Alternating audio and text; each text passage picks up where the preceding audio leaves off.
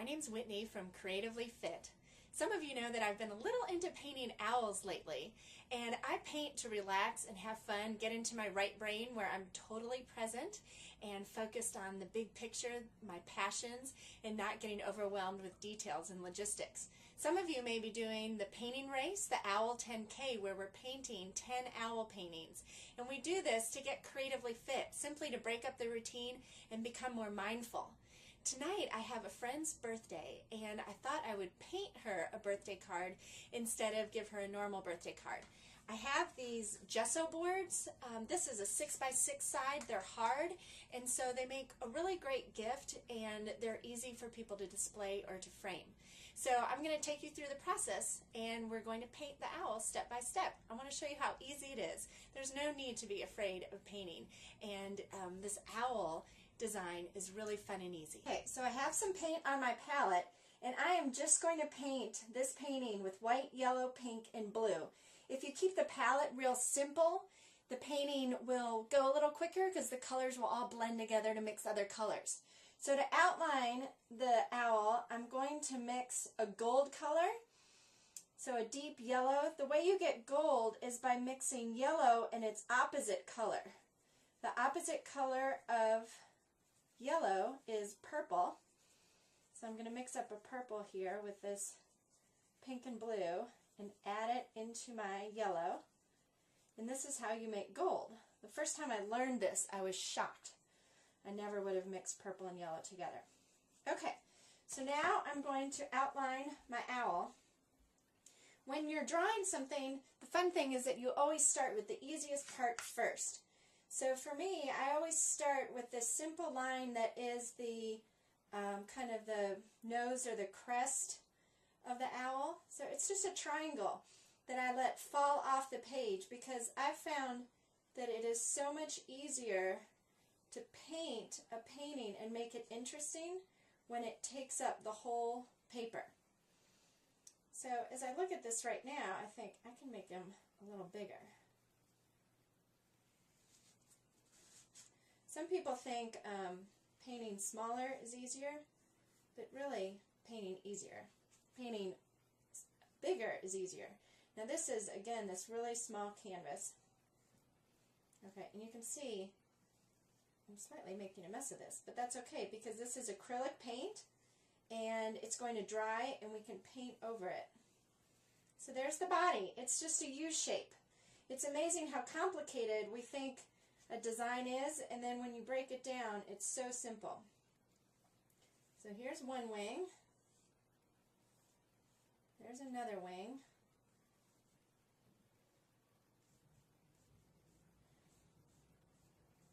And there are his feet. I really like the eyes, so I'm going to make those as big as possible. Okay, so now that I have this down, I'm going to paint the background first.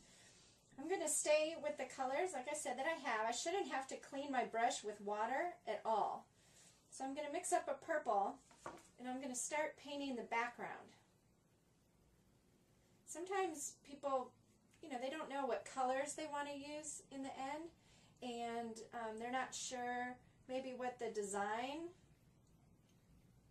is going to be, what colors. So I think it's easier to start painting the background. Now you can see how for this part of the background, all I did was dip the same purple brush into the magenta, that pink color, so that each part of this background is a slightly different shade. So you see how I've divided the canvas up. Now I'm going to add a little white. I've divided the canvas up almost like stained glass, so that it's really, really easy to make the painting simple. So I'm going to paint this color, and we've got the background. So then we want the owl body to stand out a little bit from the background. So right now I'm just mixing, I haven't cleaned my brush with water at all. I dipped the brush in the blue and moved it over here to the white. And I'm going to start painting the owl in with this blue. Now when I sit down to paint, I honestly, have very little idea about what colors I'm going to put where. What you become much more comfortable with as you paint is that you can paint over anything. There is not a single mistake that you can make that is not fixable. And whenever I paint a color one place, I always paint it somewhere else. So I'm just going to go ahead now and paint it up here so that there is unity in the painting. The color is creating unity by repeating it from place to place. Okay, so now I'm just going to even add more white. I still haven't cleaned the brush, so I mixed the brush I had just right into the white. I'm going to add a little pink.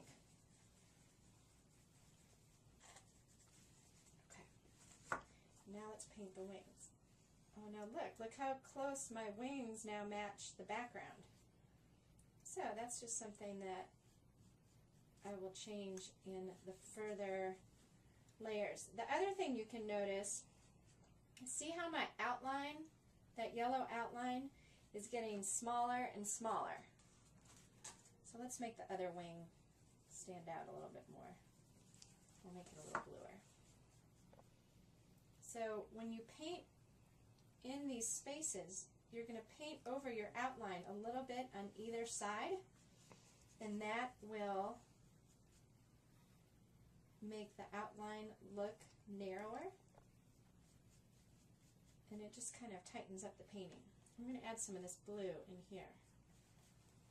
So we know that blue and red, we're using blue and magenta. So blue and red, blue and magenta mixed together to make purple.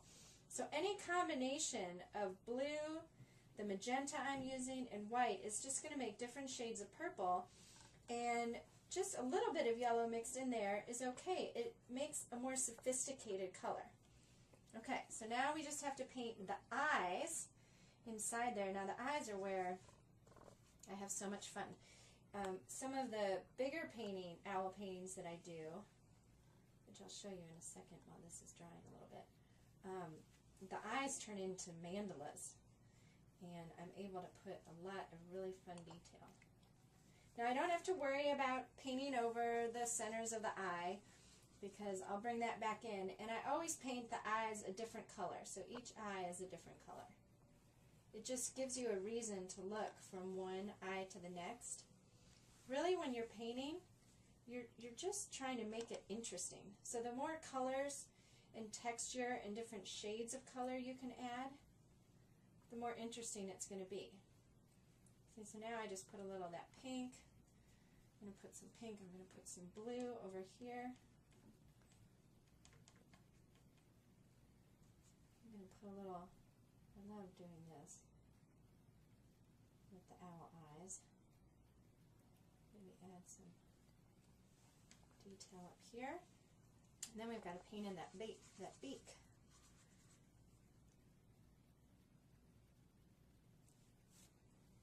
Okay, so he's coming along.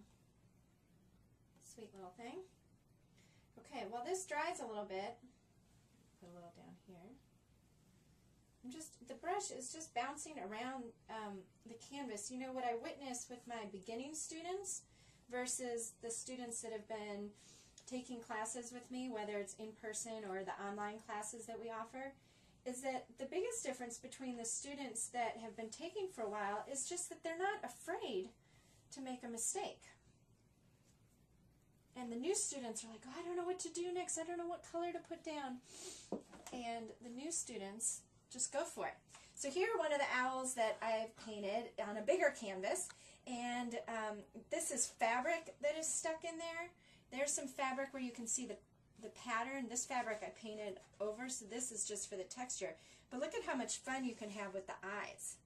The eyes are just a whole entire separate piece of art.